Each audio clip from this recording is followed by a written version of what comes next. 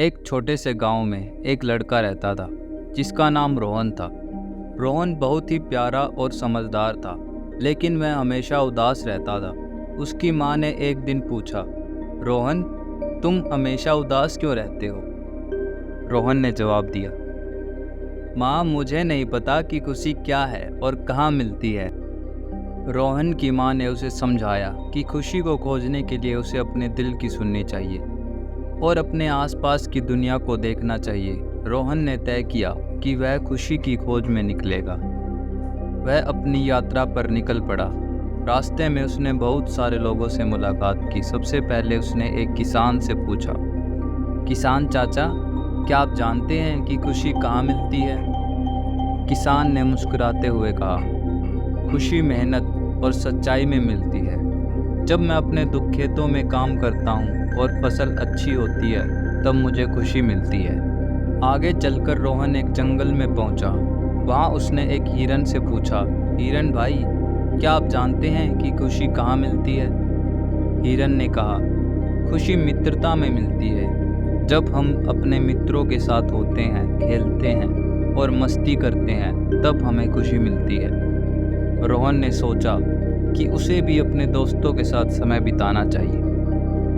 रोहन की यात्रा जारी रही। एक दिन वह एक पहाड़ की चोटी पर पहुंचा, जहां एक बुद्धिमान वृद्ध व्यक्ति रहता था। रोहन ने उनसे पूछा, बाबा, क्या आप जानते हैं कि खुशी कहाँ मिलती है? वृद्ध ने ध्यानपूर्वक कहा, खुशी तुम्हारे भीतर ही है रोहन। जब तुम अपने दिल की सुनते हो, सच्चे बनते हो और दूसरों की मदद करते हो, तब तुम्हें खुशी मिलती है। खुशी बाहरी चीज़ों में नहीं, बल्कि हमारे अपने कर्मों में छिपी होती है। रोहन ने सोचा कि उसने बहुत कुछ सीखा है। वह आपस में अपने गांव लौट आया। उसने अपने दोस्त के साथ खेला, अपनी माँ की मदद की और अपने दिल की सुनकर हर काम किया। धीरे धीरे उसने महसूस किया कि वह खुश रहने लगा।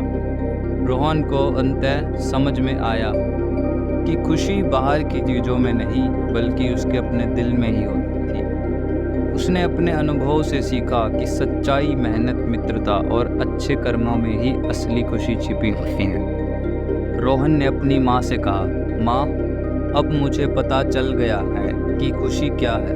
वह हमारे अपने कर्मों और हमारे दिल में छुपी होती है। माँ ने उसे गले लगाते हुए कहा, बिल्कुल सही बेटा, खुशी की खोज बाहर नहीं, बल्कि अपने भीतर ही करनी होती है। और इस तरह रोहन ने खुशियों की खोज पूरी कर ली और एक खुशहाल जीवन जीने लगा।